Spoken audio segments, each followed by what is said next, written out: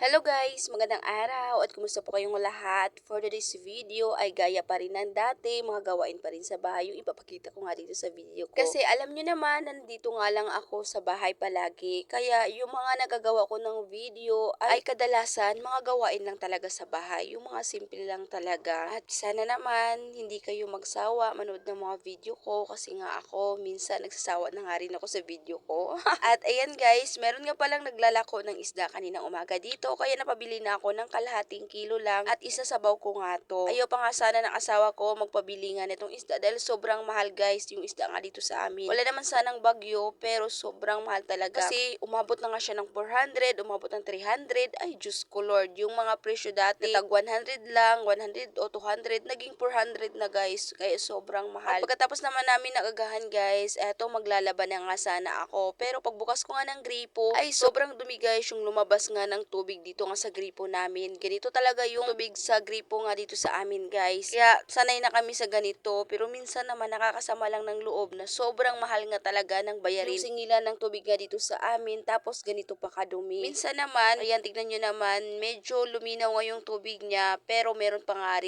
ring mga dumi. Kaya yung ginagawa namin lalo na kapag naglalaba kami ng mga puti ay sinasala na nga lang namin. Ewan ko ba kung bakit ganun pa rin kadumi yung tubig nga dito sa amin na halos araw-araw naman sila naglilinis nga ng tangke. Kaya minsan walang awas ng tubig dito sa amin na kada araw na 2 oras kasi naglilinis nga sila ng tangke. Pero bakit ganun pa rin kadumi yung agos ng tubig? Ewan ko lang kung nilinisan ba talaga nila yan. Anyways guys, nagpiga nga pala ako ng kalamansi kasi ipapainom ko nga to sa anak ko. Yung dalawa ko kasing anak guys ay inuubo tapos nilalagnat pa. Kaya yung ginagawa ko na lang sa ubo nila, pinapainom ko na lang sila ng oregano or di kaya atong kalamansi. Pero sa lagnat naman nila, ipinapainom ko naman sila ng gamot na para nga sa lagnat. At dahil hindi nga ako makapaglaba ng maayos, kaya yung ginagawa ko na lang, eto na lang yung lagay namin ng plato guys. Meron kasi silang mama na hindi na nagagamit nila na patungan. Kaya ayun, hiningi ko na gawin ko nga tong patungan namin ng plato. Kasi etong patungan namin ng plato guys, kita nyo naman, gulong nga lang yun ng sasakyan. Nilagay namin yun para maging patungan nga ng plato. Kasi ang hirap naman kapag ilapag lang namin yung patungan ng plato namin, iba kapasukan siya ng daga or yung ipis. Meron pa namang mga mababait nga dito sa amin guys. At nasira na din kasi yung isang pinto sa lagayan namin ng baso kaya mahirap na. Pinaglilipat ko na muna yung mga nakalagay dito guys. Pagkatapos naman, ayan, winalisan ko naman dito sa may dingding kasi maraming nahuhulog nga dito ng mga semento. Kaya sobrang alikabok din. Pagkatapos, nilagay ko na nga dito etong bagong patungan ko nga sa plato. Tingnan nyo naman, etong patungan, medyo nayupi nga siya. At medyo bumuka nga yung paa niya. Kaya yung gagawin ko dyan guys, para naman hindi nga siya mayupi ng tuluyan at magamit ko pa nga, lalagyan ko nga lang siya ng pangtukod nga sa ilalim para naman medyo tumibay nga siya at hindi nga mayupi. Kapag ilagay ko nga yung lagay ng plato namin kasi medyo mabigat nga din yun para hindi nga siya mayupi, kaya nilagyan ko nga siya ng tukod sa ilalim. Medyo umangat yung paa niya kaya naglagay na nga rin ako dyan ng bato guys para magpantay nga kasi parang may giling-giling mahirap na. At yung sa tingin ko ay okay na nga yung paglagay ko nga sa patungan ay nilagay ko naman dito nga etong lagayin ko nga ng plato. Pagkatapos yung ginawa ko naman sa paa dito guys sa patungan ko para hindi nga siya bumuka, ayan tinalian ko naman. Pagkatapos nung natapos ko na nga siyang matalian guys, hindi ko napansin nga hindi ko pala nailagay nga